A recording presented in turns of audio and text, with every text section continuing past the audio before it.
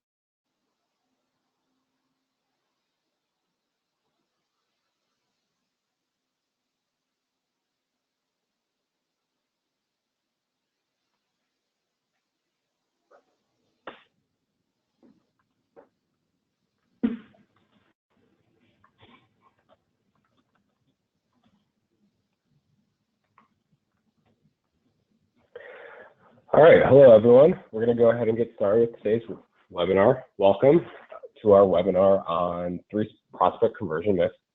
My name is Nick Hahn, and I run the product team here at Clovis.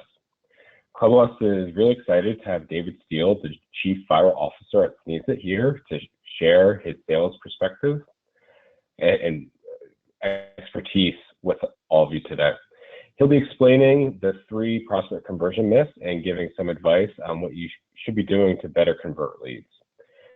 This session will be recorded and we will make it available to you shortly after we wrap up. If you think of any questions during David's talk, please go ahead and submit them through the webinar tool, and we'll have some time for answering questions towards the end of the session. With that, I'll hand the ball over to David. Go ahead. Hello, everybody. My name is David Steele, as Nick had mentioned, and thank you, Nick and Club West, for allowing me to present to your customers and prospects.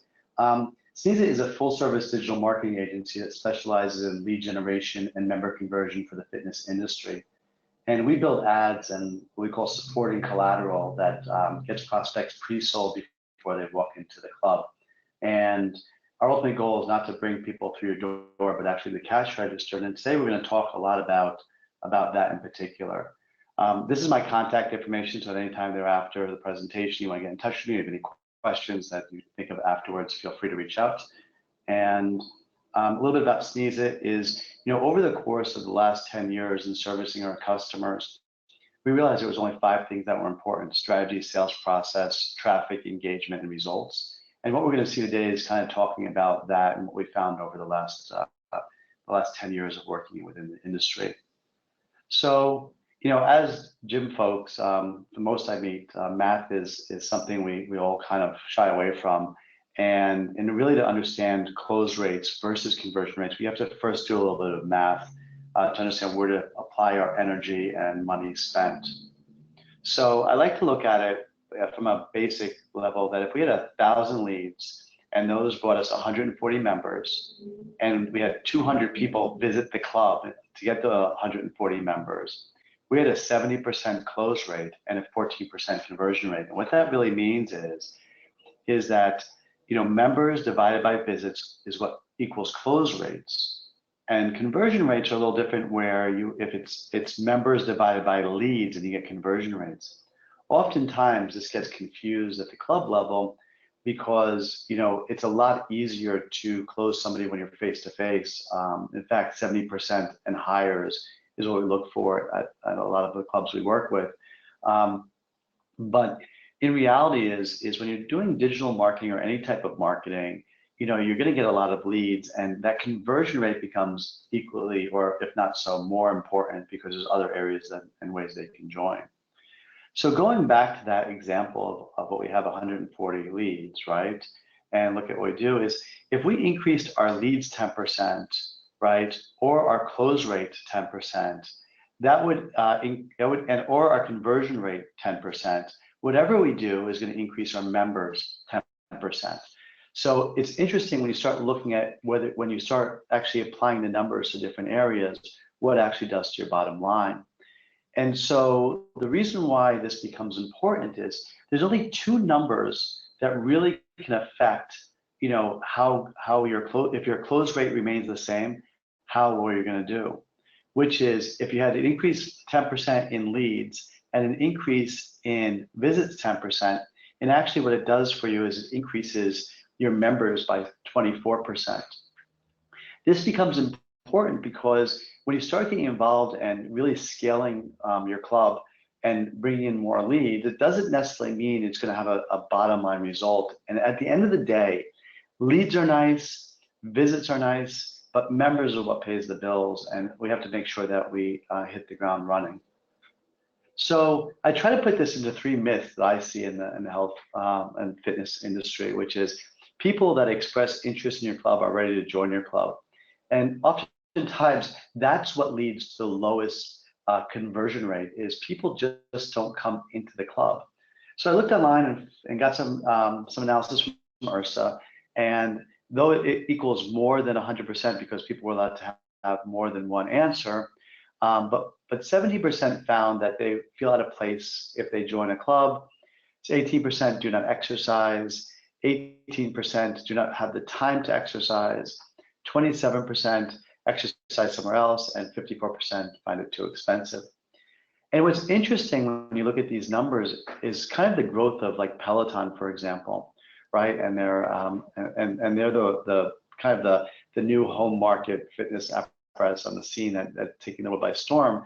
And I'm sure most people on the call know Peloton.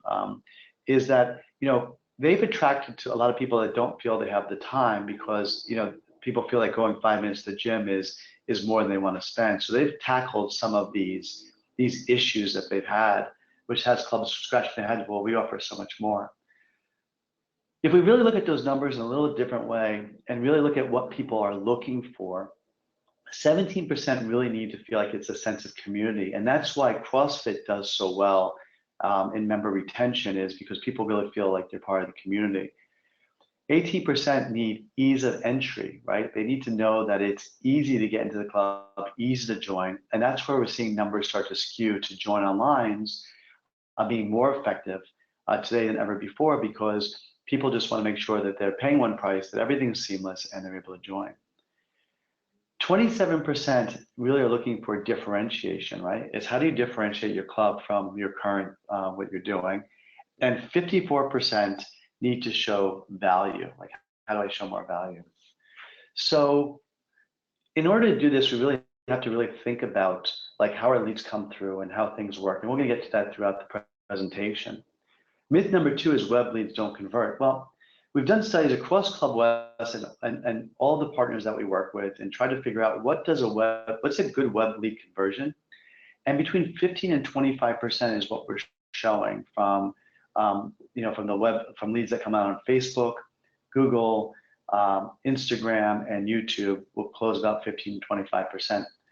The issue is, though, it takes about 30, 60 days for them to close, and most people are tracking month-over-month statistics to try to get a return on their investment. So really something to think about, that just like regular members, except for walk-ins, which actually are taking action, sometimes it takes 30 to 60 days just for them to download the packs and actually come to the club, or try of some sort.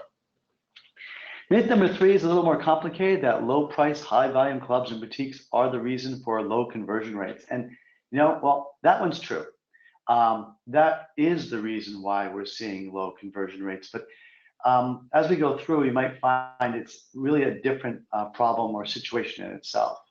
So our competitor, right, in the market that we look at, or most clubs' competitors, is the big purple guy that we all know about, but more so the couch. It's getting people off the couch to actually come and do something. So the combination of both of those take on most of the examples of why people don't actually come into the club and activate a free pass. So this is where a club kind of sits, right? You have a $10 club that is offering no value or just basic services in most cases. You have a boutique, which is a high value club, and then you have the middle guy, which is most of the clubs in the United States, full fitness clubs. And you find that they're kind of getting squeezed because the $10 clubs are all increasing their value. There's a lot of players then in the marketplace that are full value based. And the boutiques are decreasing their price, which is putting more pressure on the clubs kind of in the middle to show value. What's interesting, and one of the things that we talk about a lot here, is when you advertise a low price, is there's a preconception of that you're really going to get nothing for that except for a gym floor. And so just by decreasing a price to meet a price point or to get out of that middle section doesn't necessarily lead to higher conversions or after the first month, I should say, because in the beginning, all the people that were thinking about joining, that gets them off the fence. But long term, it does not increase the amount of joins as a percentage of close compared to any other club that we work with in the middle. So over the last 6 months here at Steele, we've been working on a product called Pre-Sold, and this is what I'm going to talk about a lot during today and how it works and how you can implement it in your club for yourself and do the work yourself. We have a thing here called Steele Labs that kind of works in the background and tries new programs and really tries to stay on the bleeding edge. And a lot of the numbers and data that we're going to get for the rest of the presentation is going to come from what they've discovered and what we've implemented for a lot of customers moving forward. So when we look at a customer life cycle, like a member life cycle, there's some parts that are really important to us, which is number one, awareness for them to understand who your club is, what your value proposition is, and what somebody's going to get for their membership. Then there's the evaluation phase, and that's usually they come in with a free pass or a paid trial of some sort, and they come into the club. Then ultimately, hopefully you convert 70% of those people that have come in, and then we worry about maximization. The great things about products like Clovis is that it allows us to really look at also at existing leads that are sitting dormant in your system for God knows how many years. Old customers to do we want you back type campaigns. Shared customers, which is somebody that may be going to your club and then going to another club or personal training someplace else. And all those pieces all go into trying to figure out exactly what a return on investment is for when you do your digital marketing and your marketing efforts. So when we start looking at a customer, we really look at what we call emotionally driven behavior, the why. Why does somebody want to join your club? And we know for the most part, people join a health club or a particular health club for the convenience, how close it is to their work or to their home. But there's underlying factors like cleanliness and what the club offers and amenities and things like that. But we don't really talk about the why in context of what's really important to the customer. We always kind of think about it as a club owner of why would somebody want to join my club? And so we really want to focus this. And Miller Hyman's a sales group published an article recently that says sellers must focus on clients' perspective to increase win rates in 2020. That means shifting the perception or the perspective from what we have to offer to what you want. So to understand this, when I sold my first company to a Fortune 150 company, we started implementing what we call a sales process that uncovers the why. And this is basically how it worked. Is there's a situation which person finds themselves in. For example, somebody might find themselves like at the front desk at your club, right? And then they have a need, right? It's what's important to them. So they might want to lose weight.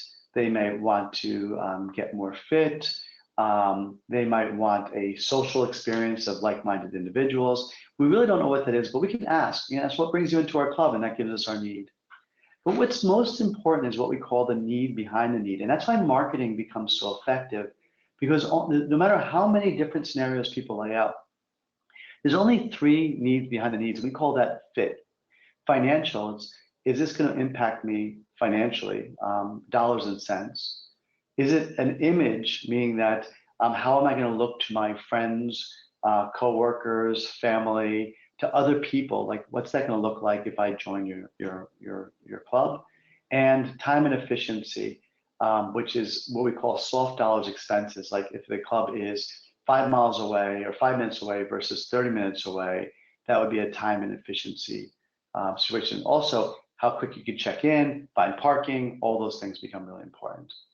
So when we look at building this out in a club perspective, there's a lot more that goes into it.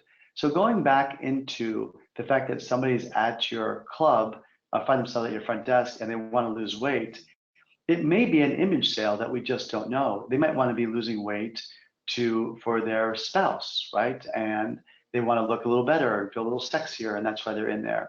Or they might find themselves needing to lose weight and they're going for life insurance. They want to pay less of a premium, which would be a financial sale. They might tell you that, but that might be the reason underlying. So our goal is to try to figure out what all these situations, needs, and needs behind the needs look like without talking to anybody.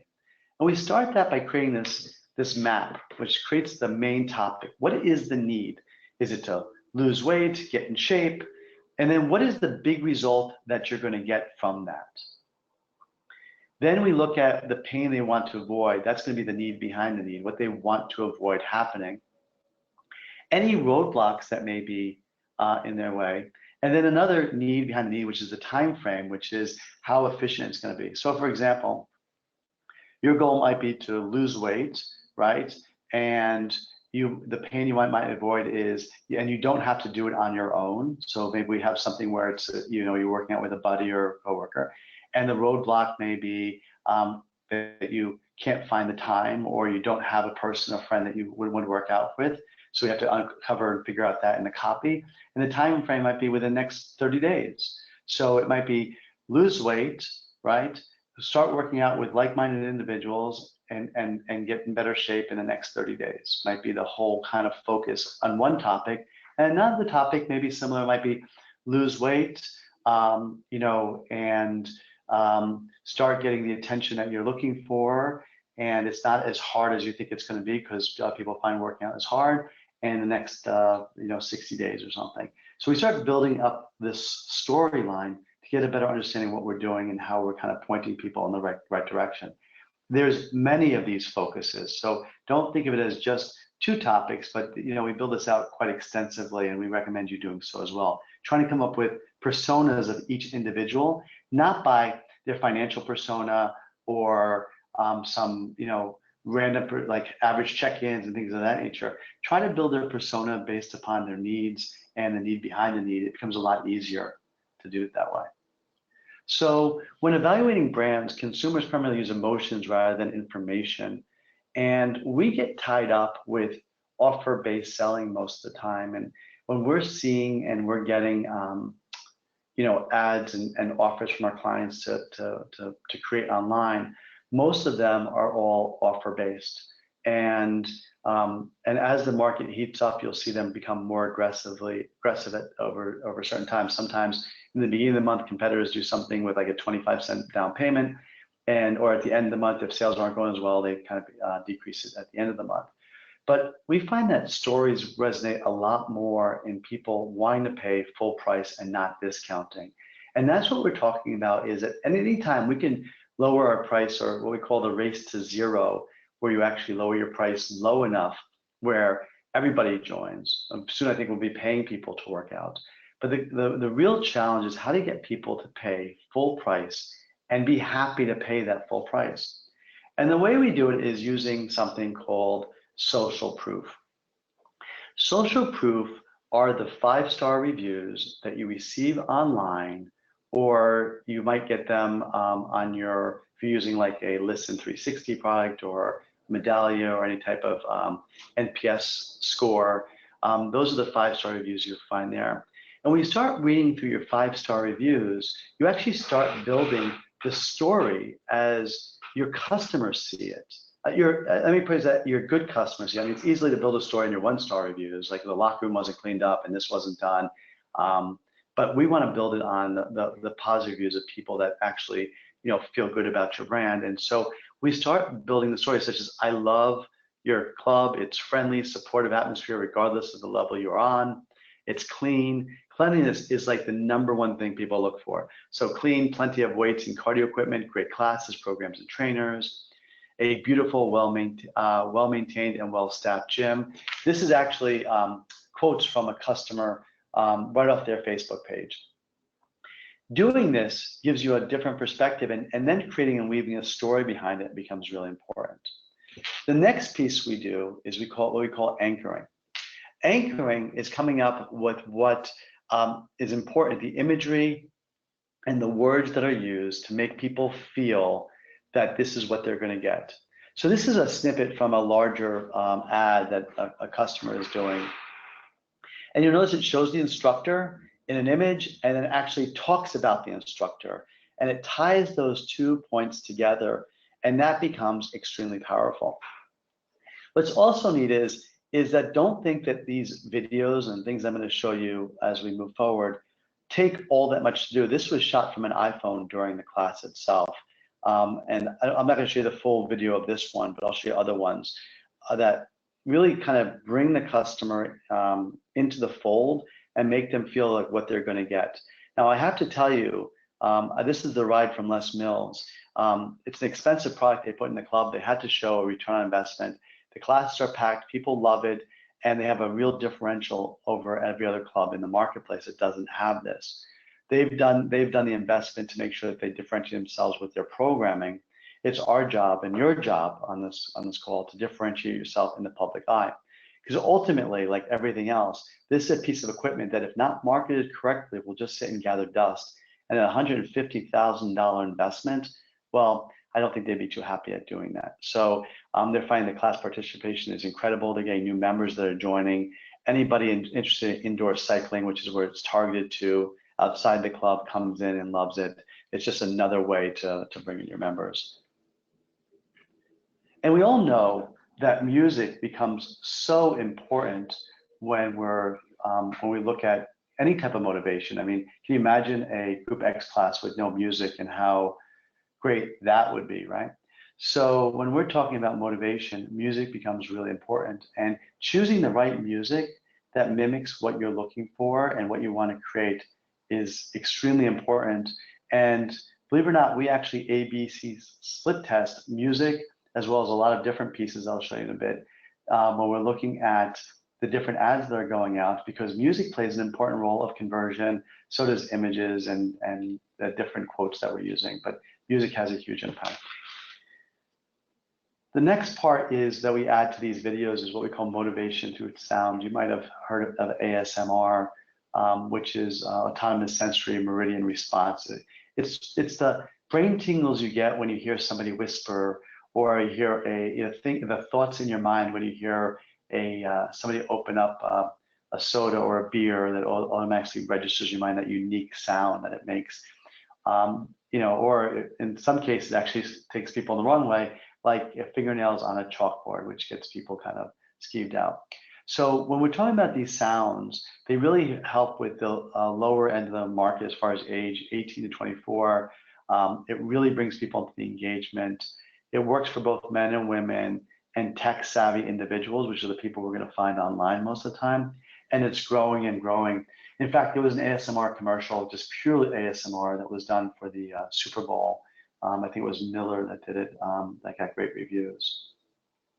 So the sounds are just part of what we call persuasive architecture, which is the idea that we're going to create advertisements and campaigns that get people to buy in emotionally to your product and brand than doing something that's just going to be offer driven. So there's several parts that we look at when we're creating persuasive architecture. The first is driving emotionally driven behavior, right? That's creating what we think is going to resonate in the minds of individuals and that they're going to remember. Kind of like, if you're old enough to remember this, the raisin commercial. You might not remember, heard it through the grapevine with the raisins, seeing of who the ad was for, but you remember the ad, it was emotionally charged. The next is we want to convince the buyer or persuade the buyer to convert. Like, this is what you want. This is what you were looking for all along. We then create social proof, and social proof are those 5-star reviews that get put onto it.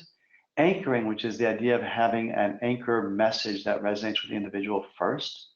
And by the way, the goal of most ads is not to necessarily get somebody to convert at the moment, it's to keep them out of the competitor's club, because we know that conversions are high when they walk through the door.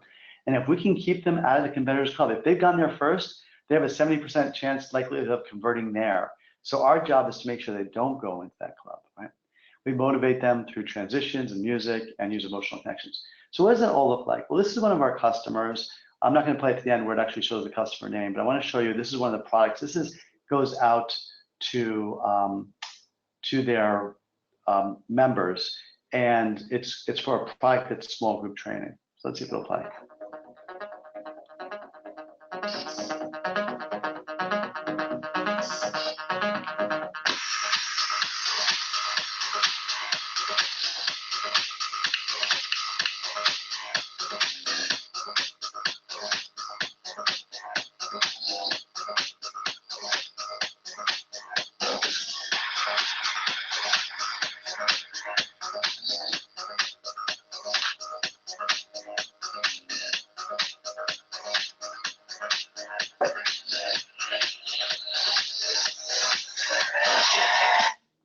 So that is what we call an emotionally driven story. And I don't know about you, but every time I see that, or every time I look at this video, I see a lot, and a lot of them, I want to go work out like now. So that in itself, and seeing it and people getting excited about it, is half the battle.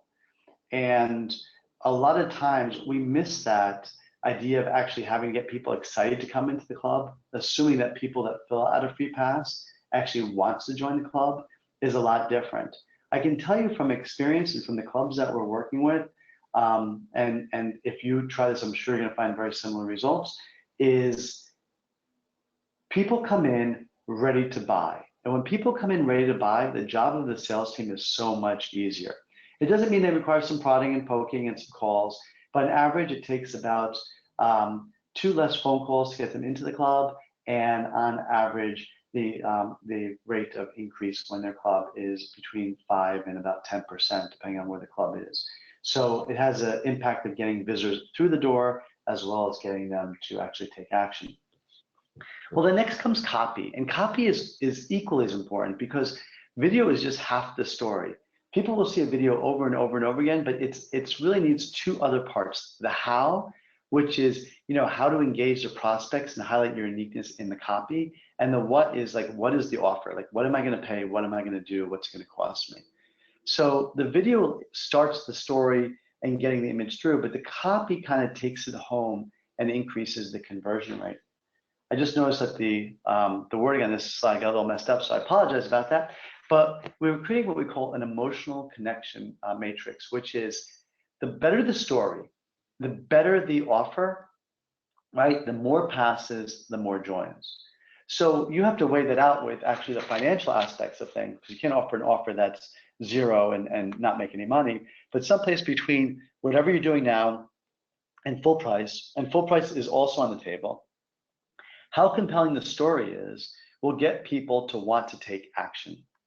And we spend less time having to chase them down and fight for them along the way.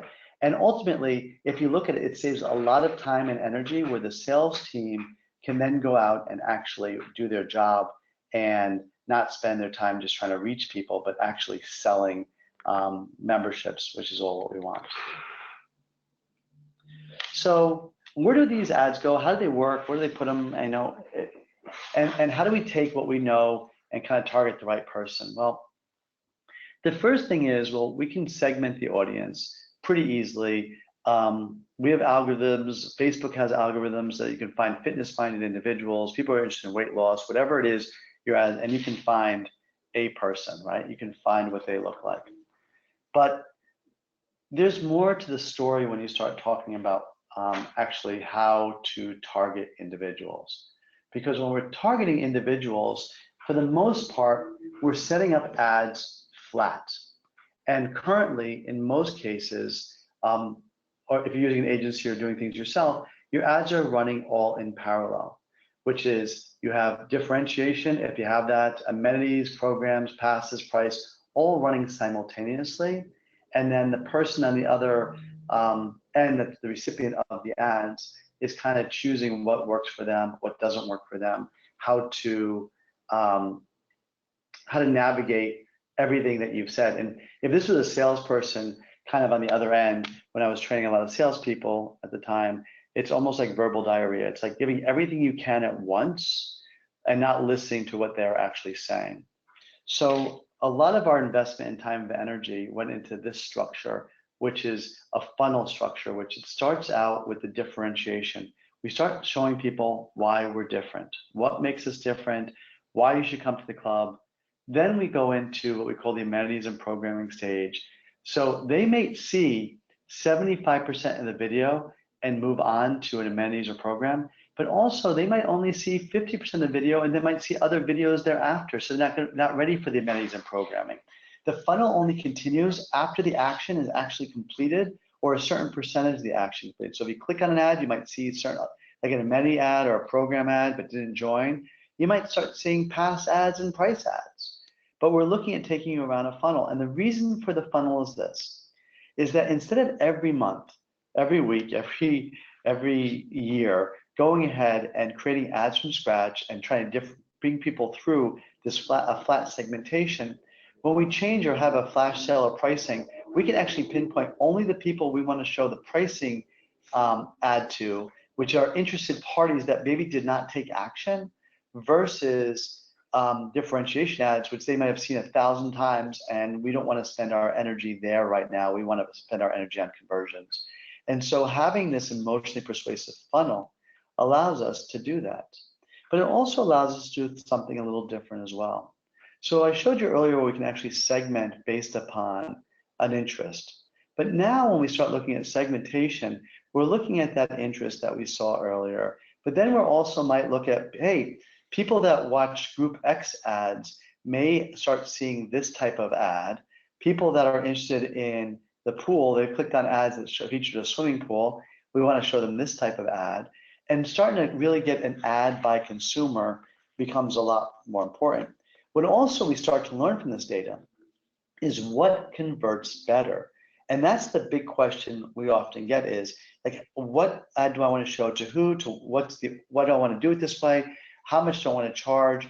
What's the conversion going to look like? When we start modeling this out and get an idea, it actually helps the club better manage what consumers are looking for that are not prospects. So there's a story that was told a long time ago. It was about World War I, where planes would fly out of England and bomb Germany, the old biplanes. And the planes would all come back, and or a lot of them didn't come back, but the ones that did come back were riddled with holes on the bottom of the plane. And they had an effective treatment to kind of bulletproof the plane per se by adding lead to the bottom of the plane. But lead was extremely heavy, and so if they put lead on the bottom of the plane might not be able to, too much. They wouldn't be able to take off, and they would not be able to fly as fast. And so they came up with an ingenious way. They said, we're not going to fill the holes with lead. We're going to fill all the holes around the holes with lead, because if it was shot in the exact same place again, we know the plane can still come back, right? It's the places where it didn't get shot, we didn't know it came back. Now, why am I telling this story is our club is made up of members that came because our club was built a certain way at a certain time and space, and life and the world has changed significantly since then for most of us. And so we've got to go back and say, our members are our members because of X, but we're interested in what our prospects are looking at, what they're viewing, and what they're looking to be sold on, which could be something completely different. So that segmentation becomes extremely important, and something that I highly recommend you start thinking about in how you think about what amenities and pricing and how you move forward with your marketing of your club, is really looking at what the outside world is. The people that aren't joining, what are they doing and looking for, versus the people that are joining because they're joining ready for what you have. So we love ClubOS. ClubOS is a great product. I want to show you some of the data-driven segmentation that we use within ClubOS. This is a screenshot of the user search that I'm sure most of you are familiar with if you're familiar with ClubOS. But a lot of times we want to create what we call custom audiences. And custom audiences allow us in Facebook and Instagram, and for Google if you have a certain amount of views, to actually segment where your ads get seen and by whom, right? So in essence, if you had one person in your audience, you can show that ad only to that one person, nobody else would see it. Some of the things that we use, for example, is inactive members, expired and canceled. We don't really work with collections too much because if they're in collections once, so they're going to come back into collections. But when we're looking at inactive members, what we would do is, and want to bring them back, we can actually export, or you can export a list right out of ClubOS, upload that into Facebook, and create a custom audience to create ads directly to those individuals that are inactive members as a "We Want You Back" campaign that would be seen by nobody else.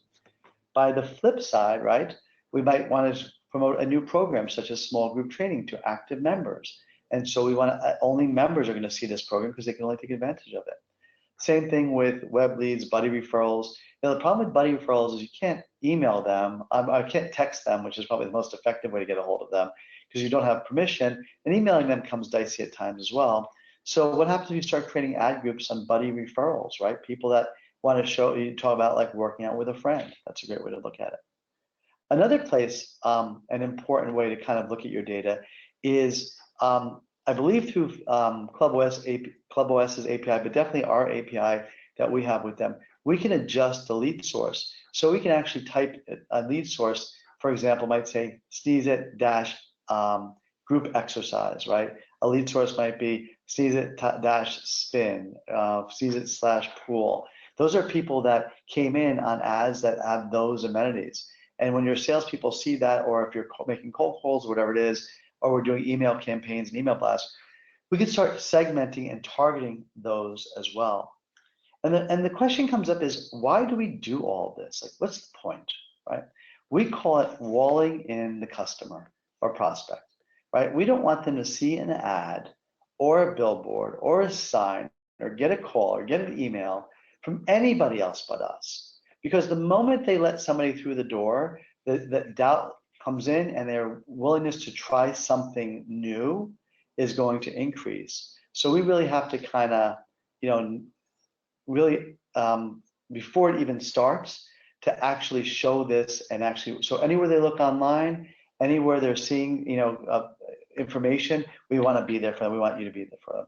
So what does that all look like? Well, this is kind of the map of what it looks like. It talks about engagement, right? Which is kind of, the first part of things, which is traffic, right? How to get them engaged. Then what we call baiting or hooking them with either with pricing, an event, whatever that is. Then we've got to persuade them that we're the right choice. Then we got to convert them. But then we got to do the last thing, which I think has a lot of room for most of the industry, which is enlist their help in getting other members. Everybody at our club has the potential to tell a friend, tell 10 friends, bring your family member. Referrals are so important. We always ask at time of joining that somebody asks for 5 referrals. How many people that would love to use our club, that we'd love to get them a pass, we'd love to show them, you're going to work out better. Everything that we can kind of put in front of them. In addition, when we start showing ads and we have those people, they're going to convince themselves over time as well. They're going to say, oh, where do you work out? I work out at Average Joe's Gym. Oh, that sounds fantastic. I've seen ads from everywhere. Is it good? Oh, I love it. Phenomenal. I'm going to go in and join. That's how easy it is. And that's what we really want to make sure happens. And we do this again. It's important that it kind of comes through and we make sure that we do this, right? And then comes ad reinforcement, right? It's the video goes to still ads, go to pass ads. We're just reinforcing the information over and over and over again to make sure that we build this reinforcement with people. I want to show, I'm not going to show the video this time, but there's a video that goes along. I want to make sure for time purposes we don't go too much into it, but we actually, it would start with a video, they'd watch 75% of the video, then they would see the next piece and the next piece, the next piece. The next thing that's important is join online integration. I don't care if you're a low price club or a high price club, join online is the future. I was at a conference earlier in the week. Somebody had gotten up and said their kids had joined a gym recently.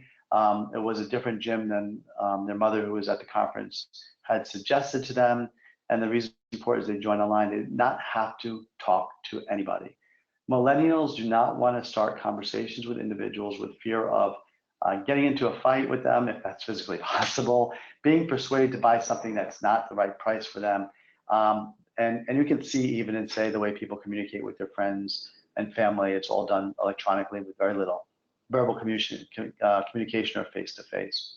Join online has to come the same way. With Join Online, there's several pieces that we find allow an effective campaign. And over time, you might find your Join Onlines coming up to about 30% of your actual memberships that are purchased.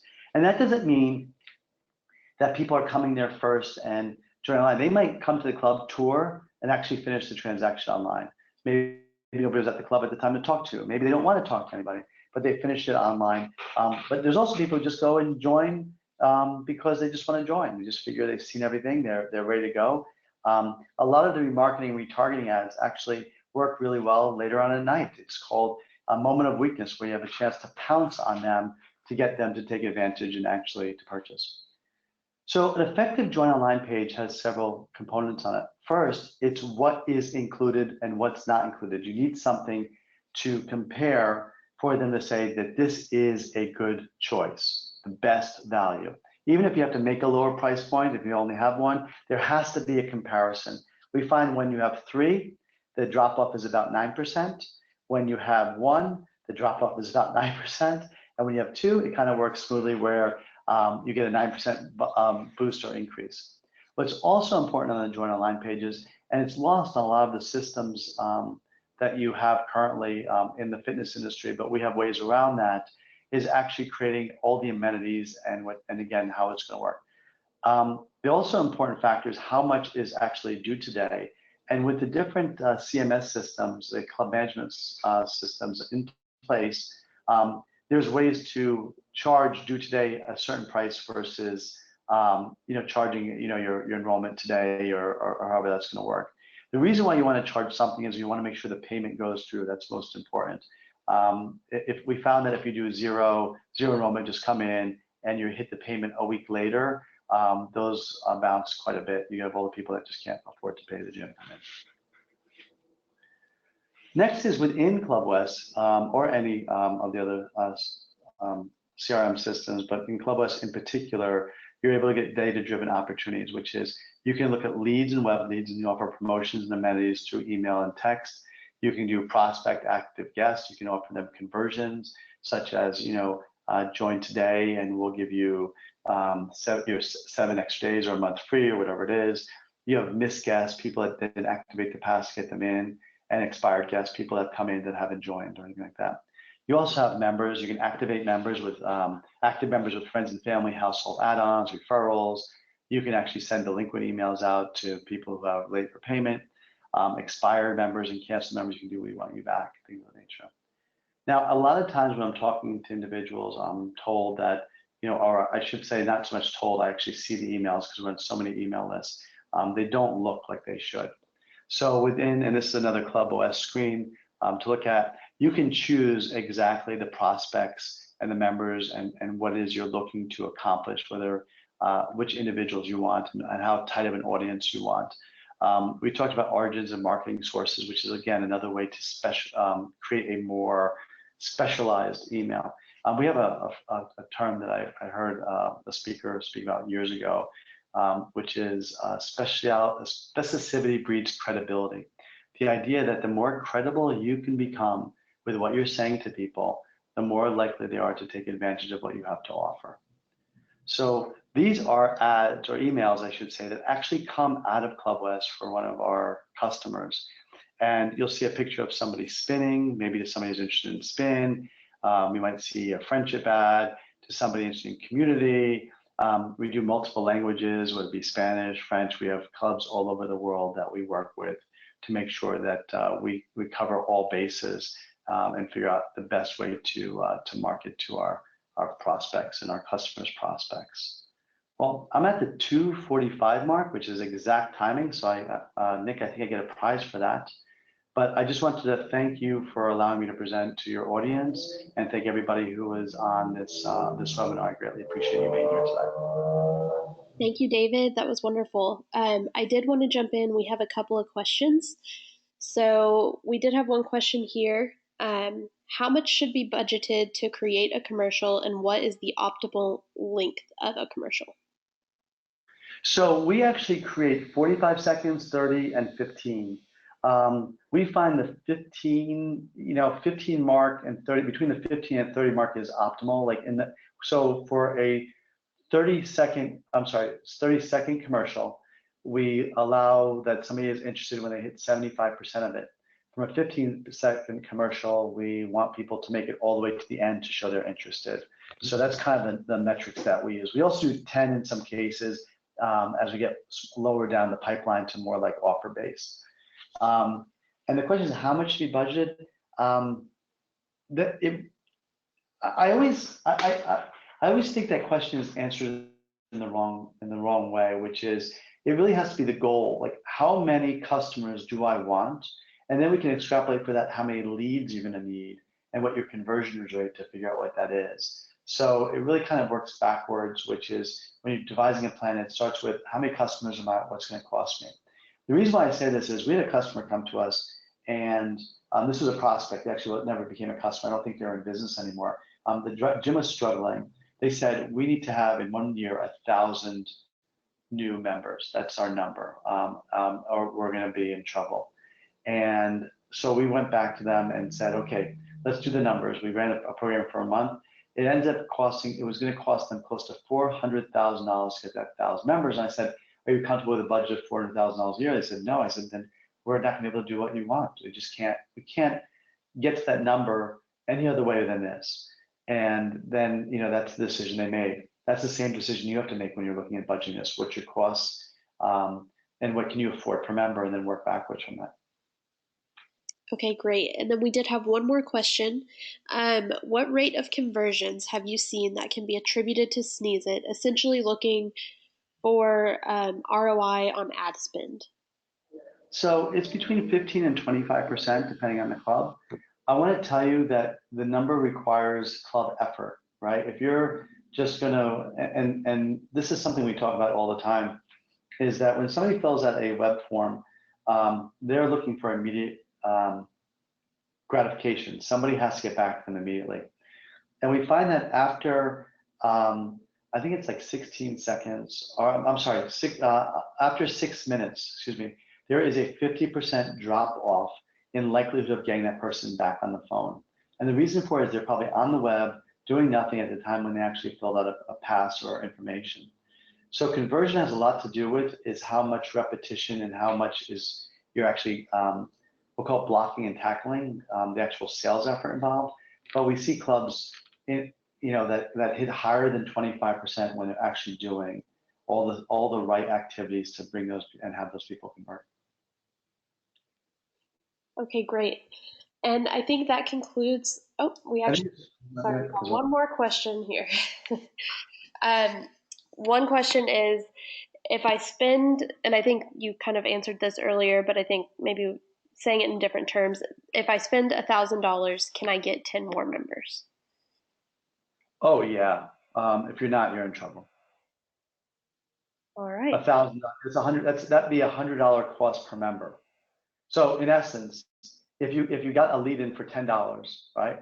And let's say you got just 10 leads and it cost you $100, and you gave them each $90 to join, that would give you your 10 members, right? At $1,000. That's what you really want to think about is that the offer and the actual money spent are two parts of this.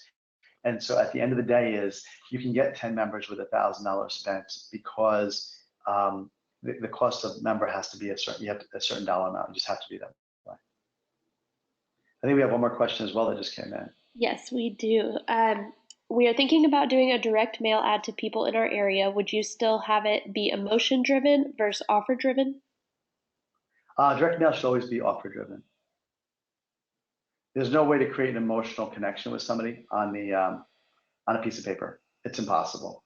I mean, maybe a greeting card that opens up and sings to you might give some emotion to it, but for the most part, just a direct mail piece wouldn't. What we found is being extremely successful is actually retargeting to people that actually, and there's services that do that match the IP addresses back to people's home address. So actually when somebody goes to the website and doesn't actually fill out a form and they're a prospect, they actually get a direct mail piece or a direct mail piece within a week later. And we see that can be a conversion up until 5% for that, which works really, really well. So be careful when you're thinking about direct mail and how you want to connect that to individuals, because what we find to be most effective is you do the offer direct mail, you do retargeting to the same individuals you're doing the direct mail pieces to. There's ways to do that. We can talk offline about that. And you have the emotionally driven part of it online before they even get the mail piece, and we get the mail piece. Hopefully, just the synergy allows them to come in and just close the deal. Great. Okay. Oh, one more. Yes. So this is a great question to wrap us up. Can you email us today's presentation? Yes. We are wrapping up here. We will be emailing out this webinar after the webinar ends. And if you have any questions for David, you can see his email and contact information here. And then if you have any questions for us at Club OS, you'll be receiving that email and you can easily shoot us a reply or go to club-os.com. Thank you again, David. We really appreciate it. Thank you very much, and talk to everybody soon. Thanks. Bye-bye.